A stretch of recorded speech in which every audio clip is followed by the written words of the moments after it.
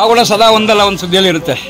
ಮೊನ್ನೆ ಪಾವಗಡ ಸರ್ಕಾರಿ ಆಸ್ಪತ್ರೆಯಲ್ಲಿ 3+ ನಿನ್ನೆ ಒಂದು ಪ್ರಕರಣ ಪತ್ತೆಯಾಗಿದೆ, ಹಳೆಯ ಘಟನೆ. ಇದಕ್ಕೆ ಸಂಬಂಧಪಟ್ಟಂತೆ ತಾವು ಸರ್ಕಾರಿ ಆಸ್ಪತ್ರೆಗೆ ಭೇಟಿ ನೀಡಿಲ್ಲ, ಘಟನೆ ಬಗ್ಗೆ ಮಾಹಿತಿ ಪಡ್ಕೊಂಡಿಲ್ಲ, ಪರಿಶೀಲನೆ ಮಾಡಿಲ್ಲ, ಮತ್ತು ಮೃತ ಕುಟುಂಬಗಳಿಗೆ ಸಾಂತ್ವನ ತಿಳಿಸಿಲ್ಲ ಅನ್ನೋ ಒಂದು ಆರೋಪ JDS ಆರೋಪ ಮಾಡಿದೆ. ತಮಗೆ ಏನು ಹೇಳ್ತೀವಿ ಸರ್ ಇದ್ರ ಬಗ್ಗೆ? JDSನವ್ರದ್ದು ಯಾವಾಗಲೂ ಇದ್ದಿದ್ದೆ, ಅವರು ಏನು ಹೊಸದಾಗೇನಲ್ಲ. ಕಳೆದ ಶನಿವಾರ ಹಾಸ್ಪಿಟ್ಲ್ ವಿಸಿಟ್ ಮಾಡಿದ್ದೀನಿ. ಅಂದರೆ ಘಟನೆಗೆ ಮುಂಚೆ ನೀವು ಹೋಗಿದ್ರಿ? ನಾವು ಸುದ್ದಿ ಮಾಡಿದ್ವಿ ಅದನ್ನು.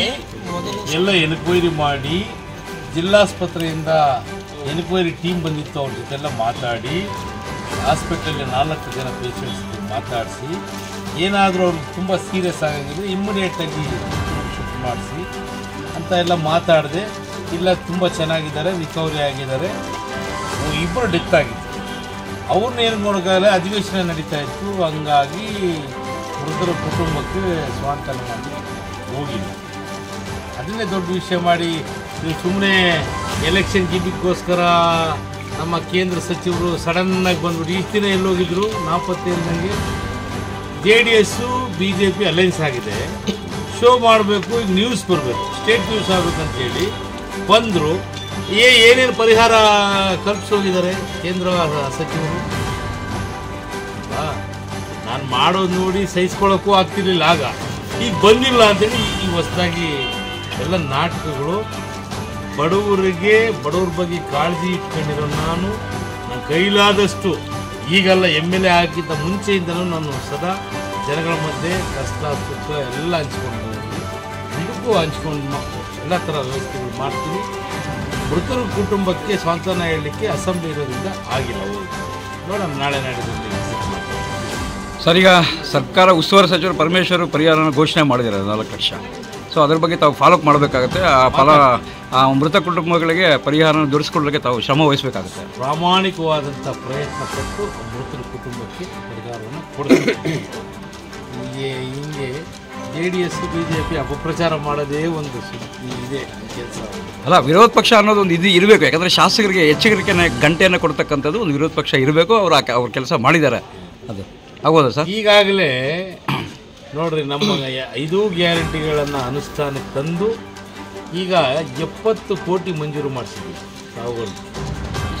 ಇನ್ನು ನೆಕ್ಸ್ಟ್ ನಾನು CM ಹತ್ರ ಪದೇ ಮೊನ್ನೆ ಅಸೆಂಬ್ಲಿ ನಡಿಬೇಕಂದಾಗಲೂ PWD ಮಿನಿಸ್ಟರ್ ಮನೆಗೆ ಊಟಕ್ಕೆ ಕರೆದಿದ್ದು ಹೋಗಿದ್ದೆ. ಅವತ್ತು ಹೇಳಿದ್ದೀನಿ, ಅವರು ಭರವಸೆಯನ್ನು ಕೊಟ್ಟಿದ್ದಾರೆ. ಒಂದು IB ಮಿನಿ ವಿಧಾನಸೌಧ ಹೆಲಿಪ್ಯಾಡ್ಗೆ ಗ್ಯಾರಂಟಿ ಕೊಡ್ತೀನಿ ಅಂತ ಹೇಳಿದ್ದಾರೆ. ಬೈಪಾಸ್ ನಿರ್ಮಾಣ ಮಾಡಲಿಕ್ಕೆ CM ಹತ್ರ ಗಲಾಟೆ ಮಾಡಿದ್ದೀನಿ. ತುಂಬ ಬೇಜಾರಾಯಿತು, ನೀವು ಬಡ್ಜೆಟಲ್ಲಿ ಸೇರಿಸ್ತೀರಂತ ಆಸೆ ಇಟ್ಕೊಂಡಿದ್ದೆ ಅನ್ನೋದಕ್ಕೆ ಅವರು ನೆಕ್ಸ್ಟ್ ಈಗ 1 or 2 ಮಂತ್ಸಲ್ಲಿ DPRಗೆ ನಾನು ಸೂಚನೆಯನ್ನು ಕೊಟ್ಟು ಹೇಳಿದ್ದಾರೆ. ಸೇರಿಸಿ 99% ನಮ್ಮ ಬೈಪಾಸ್ ರಸ್ತೆ ಮಾಡೇ ಮಾಡ್ತೀನಿ ಅಂತ ಹೇಳ್ತಾ, ಆಮೇಲೆ KSRTC ಸಾರಿಗೆ ಸಚಿವರ ಹತ್ರ ಮಾತಾಡಿದ್ದೀನಿ. ಇವತ್ತು ಮೀಟಿಂಗಲ್ಲಿ ರೆಸಲ್ಯೂಷನ್ ಮಾಡಿದ್ದೀನಿ. ಇಲ್ಲಿ ಹಳೆ ಸಂತೆ ಮೈದಾನದಲ್ಲಿ KSRTC ಬಸ್ ಸ್ಟ್ಯಾಂಡ್ ಮಾಡಲಿಕ್ಕೆ ಸಾರಿಗೆ ಸಚಿವರ ಹತ್ರ ಮಾತಾಡಿದ್ದೀನಿ. ನಮ್ಮ ಮುನ್ಸಿಪಾಲ್ಗೆ ರೆವಿನ್ಯೂ ಬರಲಿಕ್ಕೆ ಅದು ಏನೇ ಅಂಗಡಿಗಳು ನಿರ್ಮಾಣ ಮಾಡಿದ್ರು ನೇರವಾಗಿ ನಮ್ಮ ಮುನ್ಸಿಪಾಲ್ಗೆ ಬರೋಂಗೆ, ಅದರಲ್ಲಿ ಬಂದಂಥ ಲಾಭ ಮುನ್ಸಿಪಾಲ್ಗೆ ಬರೋಂಗೆ ನಾವು ಸಾರಿಗೆ ಸಚಿವರ ಹತ್ರ ಮಾತಾಡಿದ್ದೀನಿ. ಸಾರಿಗೆ ನಿಗಮದ ಅಧ್ಯಕ್ಷ ನಮ್ಮ SR ಶ್ರೀನಿವಾಸ್ ಅವ್ರ ಜೊತೆನೂ ಚರ್ಚೆ ಮಾಡಿದ್ದೀನಿ. ಸರ್, ರೈಲು ಓಡೋದು ಯಾವಾಗ ಸರ್? ರೈಲು ಓಡಿಸ್ತೀವಿ, ಟ್ರಯಲ್ ಮಾಡಿದ್ದೀವಿ. ನಮ್ಮ ನಾಗೇಶ್ ಇದ್ದಾರಲ್ಲ, ಕೇಳಿದ್ದಾರೆ, ಟ್ರಯಲ್ ಮಾಡಿದ್ದೀವಿ. ಇನ್ನೊಂದು 15-20 ಡೇಸ್ ಕೇರಾಂಪುರಕ್ಕೆ ಬರ್ತದೆ. ಇನ್ನು 1.5 ವರ್ಷದಲ್ಲಿ ಪಾವಗಡಕ್ಕೆ ರೀಚ್ ಮಾಡಿಸ್ತೀವಿ. 4ನೇ ತಾರೀಕು ಬರುತ್ತೆ ಅಂತ ಹೇಳಿದ್ರು. 4 ಎಲ್ಲ ಕ್ಲಿಯರ್ ಆಗಿದೆ. Signals everything ready. ನೀರ್ದು ಇನ್ನೇನು 98% ಕಂಪ್ಲೀಟ್ ಆಗಿದೆ. ಸ್ವಲ್ಪ ಏನು ಸಣ್ಣ ಪುಟ್ಟ ಕೆಲಸಗಳಿದೆ. ಅದರ ಬಗ್ಗೆ ನಾವು ಒಂದು ಮೀಟಿಂಗ್ ಕರೀತಾರೆ DK ಶಿವಕುಮಾರ್ ಅವರು ಈ ವೀಕಲ್ಲಿ. ನಮ್ಮ ಈ ಭಾಗದ ಶಾಸಕರನ್ನೆಲ್ಲ ಮೀಟಿಂಗ್ ಕರಿತೀವಿ ಅಂತ ಹೇಳಿದ್ದಾರೆ. ಅದೊಂದು ಮೀಟಿಂಗಲ್ಲಿ ಪ್ರಸ್ತಾಪ ಮಾಡ್ತೀವಿ. ಆದಷ್ಟು ಬೇಗ ನೀರು ತರಲಿಕ್ಕೆ ಪ್ರಯತ್ನ ಪಡ್ತೀವಿ. ದಿನವಹಿ ಸುಂಕ ಏನು ಇದೆಯಲ್ಲ, ಬಡವ್ರಿಗೋಸ್ಕರ ಕ್ಯಾನ್ಸಲ್ ಮಾಡಿಸಿದ್ವಿ. ಬರಗಾಲ ಇರೋದ್ರಿಂದ ಎಲ್ಲರಿಗೂ ತೊಂದರೆ ಆಗುತ್ತೆ. ಈಗ ಟೆಂಡರ್ ಅವಧಿ ಮುಗಿದಿದೆ ಸರ್? ಹೌದು, ಮಾರ್ಚ್ ಅಂತಿಗೆ ಮುಗಿಯುತ್ತೆ. ಈಗಲೇ ಸದ್ಯಕ್ಕೆ ಇವ್ರು ಕ್ಯಾನ್ಸಲ್ ಮಾಡಿದ್ದೀವಿ. ನೋಡೋಣ ಮುಂದೆ. ಅವರು ಸಣ್ಣ ಪುಟ್ಟ ಅಂಗಡಿಗಳಿಂದ ಒಂದು ಪ್ರಪೋಸಲ್ನ ರೆಡಿ ಮಾಡಿದ್ದೀನಿ. 50 ಕೋಟಿ ಹಣವನ್ನು ಕೇಳಿದ್ದೀನಿ. ಆ ಪ್ರಪೋಸಲ್ಲು ಕೊಟ್ಟಿದ್ದೀನಿ UD ಮಿನಿಸ್ಟ್ರಿಗೆ. ಅದು ಏನೋ ಒಂದು ಹಂತದಲ್ಲಿದೆ.